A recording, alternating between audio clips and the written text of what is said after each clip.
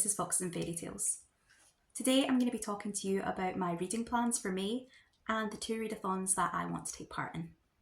The first readathon that I'll be joining in for May is a really relaxed one. It's Wyrd Wonder.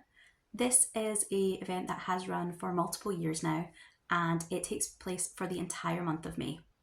There's no teams, no points, no competitive element to Wyrd Wonder, but the goal is just to read as much kind of fantasy, sci-fi and horror as you can. There's usually kind of watch-alongs and read-alongs and kind of different prompt-based events to get you blogging or posting on Instagram. This year the hosts have kind of added an extra theme to the readathon.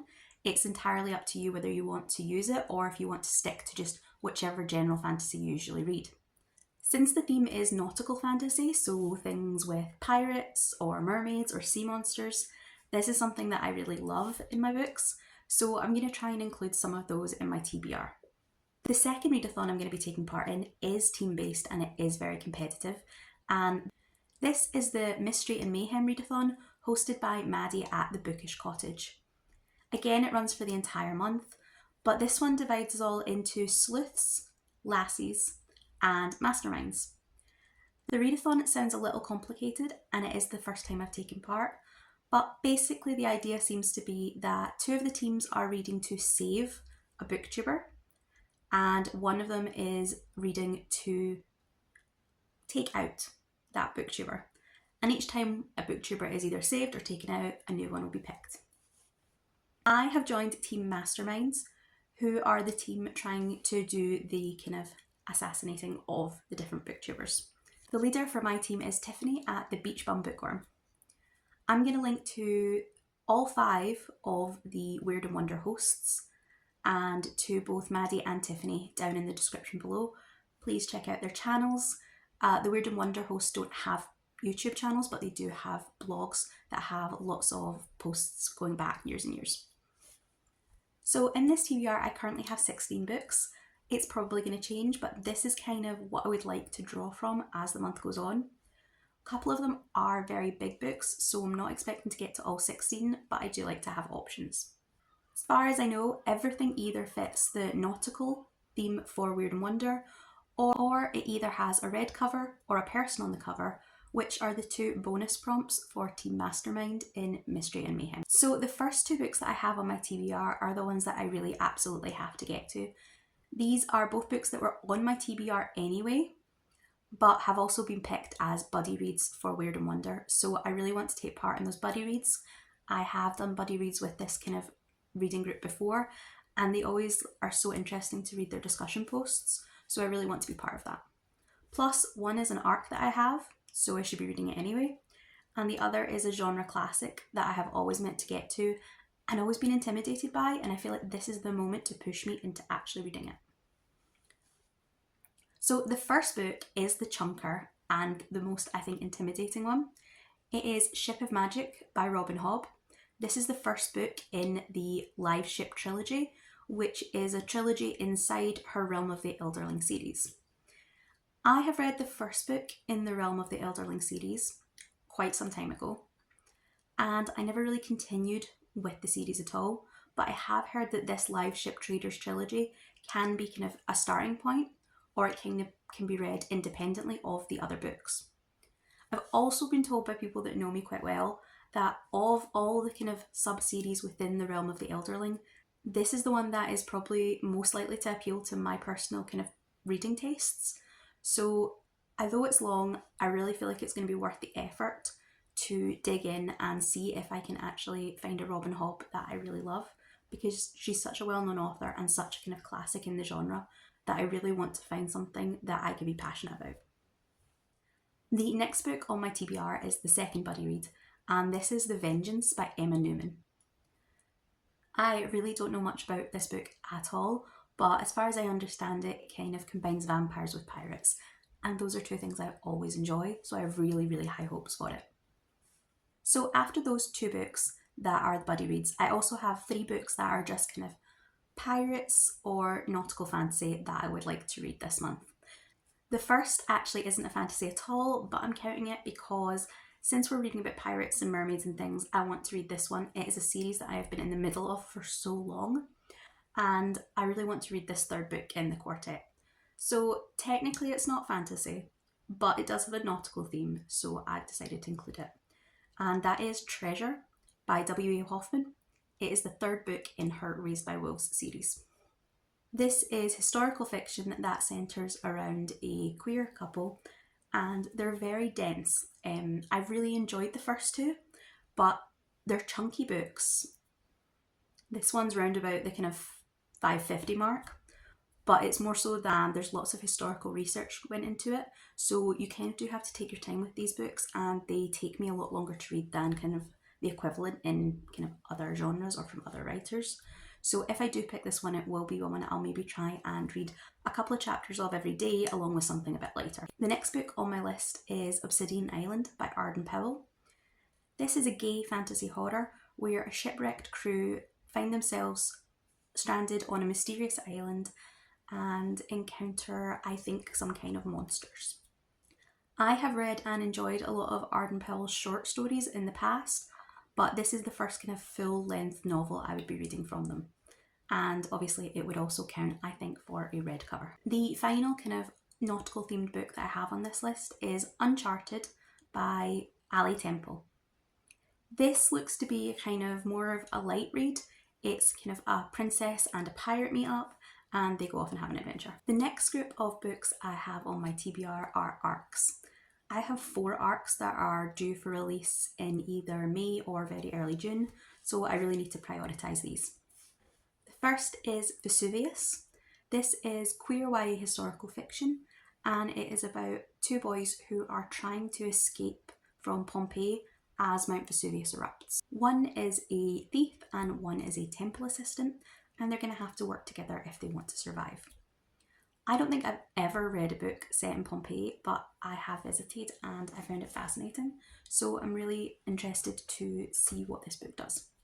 And obviously it would count for people on the cover. I'm not sure if we'd call the colour red. I think it might be leaning towards more orange, but let me know what you think. The next book is Costumes for Time Travellers by A.R. Capetta.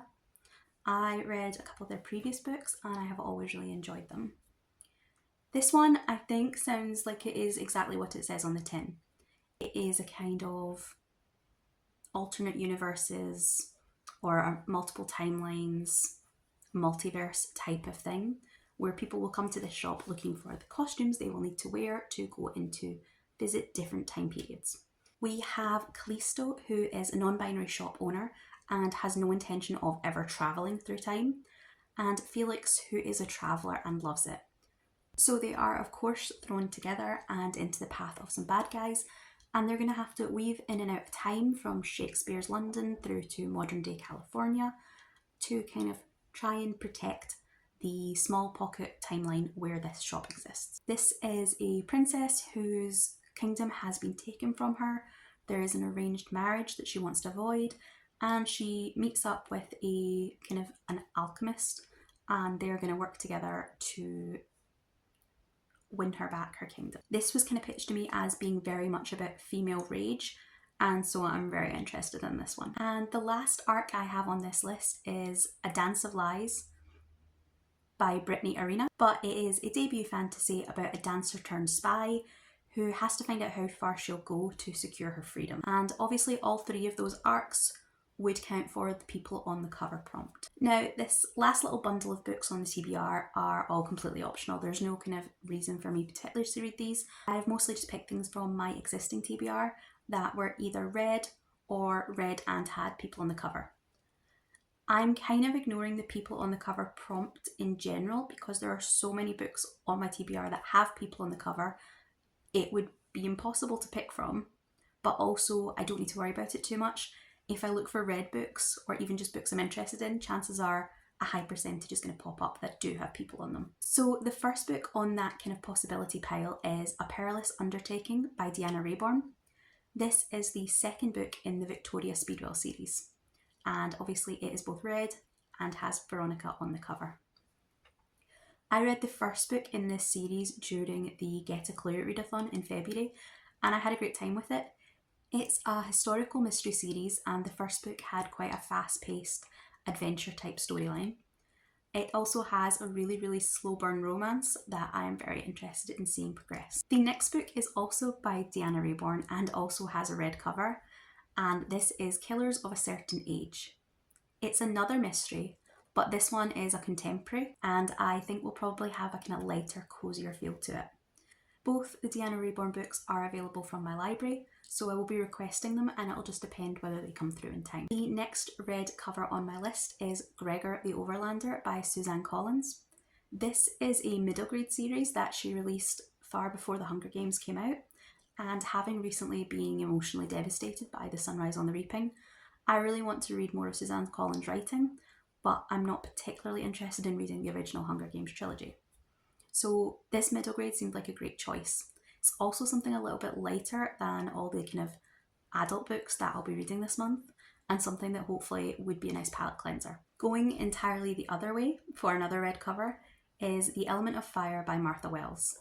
I again know very little about this one, but it looks like it's going to be a much denser and political themed fantasy. Quest of Awakening by Daniel Dickinson has both a red cover and people on the cover.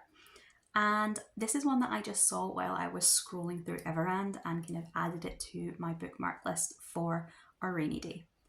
It is comped to both Eragon and Simon versus the Homo sapien Agenda, which sounds like it would be a really interesting combination. It looks then like it's going to be a relatively light YA fantasy, and one I think I will enjoy listening to as an audiobook. Another book that I have on audio, because I was told that is absolutely the way to absorb this book, is Dungeon Crawler Carl by Matt Newman.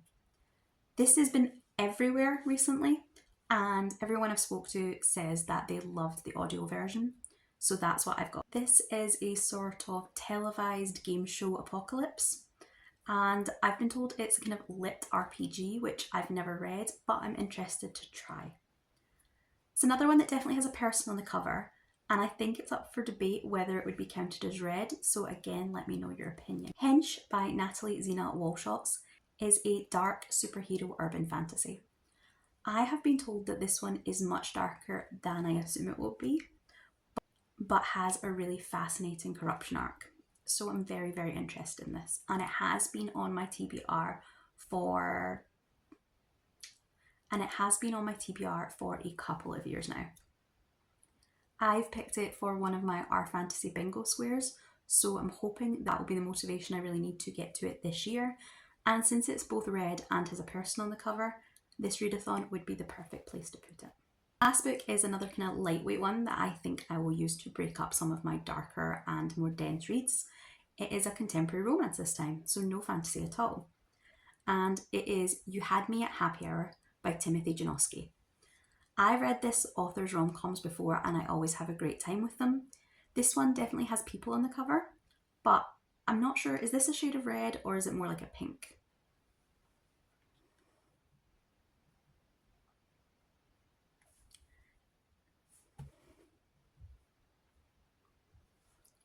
This is going to be your kind of grumpy sunshine romance, and it is about a mixologist and a sommelier.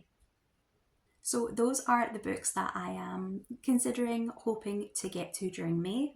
So hopefully I'll be able to dive into lots of Wyrd and Wonder discussion and contribute lots of points to my Mystery and Mayhem team.